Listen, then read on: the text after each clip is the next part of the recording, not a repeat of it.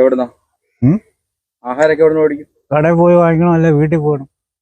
സാമ്പത്തികമൊക്കെ അത് മഞ്ഞളിന് കള പറിക്കുവാണ്. ഞാൻ വേറൊരു ജോലിയുണ്ട്. ജോലി ചെയ്യുന്നുണ്ടോ?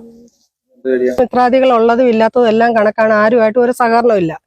ഈ ഒരു ഷെഡ് സഹകരണമില്ല, ആരുമായിട്ട് നോക്കത്തതുമില്ല. നമ്മള് ഇയാളെ പിന്നെ അതിദരിദ്ര ലിസ്റ്റില്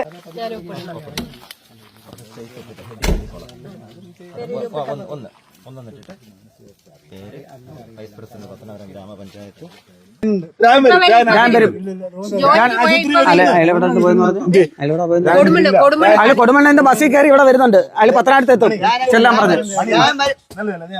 മണി പറയൂ, ഇയാളെ ആശുപത്രി കൊണ്ടുപോകുമ്പോഴത്തേന് രായൻ അവിടെ വരെ ഏർപ്പാട് ചെയ്തിട്ടുണ്ട്. ഇപ്പൊ നാട്ടെ ബിജു ഇവിടെ ഉണ്ട്. രായൻ ഇവിടെ ഇല്ല. എന്ത് അത് രായനല്ല. ഇല്ല കുഞ്ഞ ഇല്ല ഇല്ലെന്ന് രായം വന്നില്ല. കുറെ ദിവസം കൊണ്ട് നമ്മുടെ അതിദാരിദ്ര്യ ലിസ്റ്റിൽപ്പെട്ട ആളാണ്. ഗാന്ധി ഭവനിൽ തന്നെ ഞങ്ങൾ നിരവധി തവണ ഇദ്ദേഹത്തെ മാറ്റുന്നതിനെ സംബന്ധിച്ച് നമ്മൾ 2-3 വട്ടം നമ്മളിവിടെ വന്നിട്ടുണ്ട്. എന്നിട്ടൊന്നും അദ്ദേഹം ഷിഫ്റ്റ് ചെയ്യാൻ പറ്റിയില്ല. കഴിഞ്ഞ ദിവസം വലിയൊരു ദുഷ്പ്രചരണങ്ങൾ ഇതുമായിട്ട് ബന്ധപ്പെട്ടെല്ലാം ഉണ്ടായി.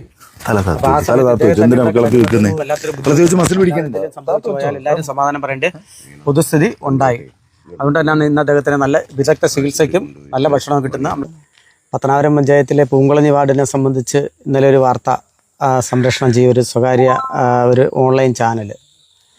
അതിൻ്റെ അകത്ത് ഇവിടെ അതിദാരിദ്ര്യ പ്രഖ്യാപനം നടക്കുന്ന ഇവിടെ കുടിലിൽ നിങ്ങളിപ്പോൾ കാണിക്കുന്ന ഒരു ഇത് കഴിഞ്ഞിട്ടൊരു കുടിൽ കാണിക്കണം. ആ കുടിലിൽ കിടക്കുന്ന ഒരാളെ സംരക്ഷിക്കാൻ ആരുമില്ല എന്നുള്ള രീതിയിൽ.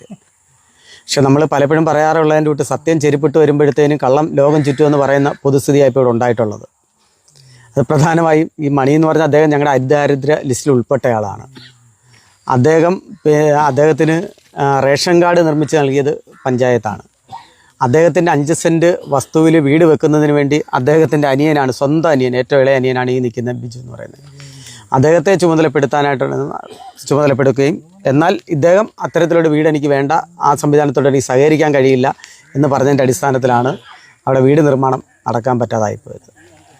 മാത്രമല്ല ഇദ്ദേഹത്തെ സംബന്ധിച്ച് കഴിഞ്ഞ 2-3 ആഴ്ചയ്ക്ക് മുമ്പ്, ഈ വാർത്തയ്ക്ക് വരുന്നതിന് മുമ്പ് ഞങ്ങളൊരു ദിവസം ഇവിടെ വന്നിട്ട് ബന്ധപ്പെട്ട ഗാന്ധി ഭവനെ കത്തുങ്ങ് നൽകുകയും ഇദ്ദേഹത്തെ ഒന്ന് അവിടേക്ക് മാറ്റണമെന്ന് പറയുകയും ചെയ്ത് ഇവിടെ വന്ന് അന്ന് പറഞ്ഞതിൻ്റെ അടിസ്ഥാനത്തിൽ അദ്ദേഹം മാറാൻ തയ്യാറല്ലായിരുന്നു.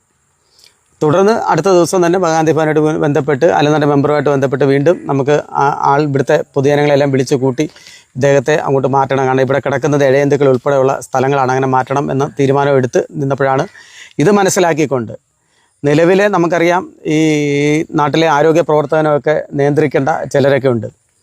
അപ്പോൾ അവരൊക്കെ ഇത് മനസ്സിലാക്കിക്കൊണ്ട് ബന്ധപ്പെട്ട ഏജൻസികളെയൊന്നും അറിയിക്കാതെ വിവിധ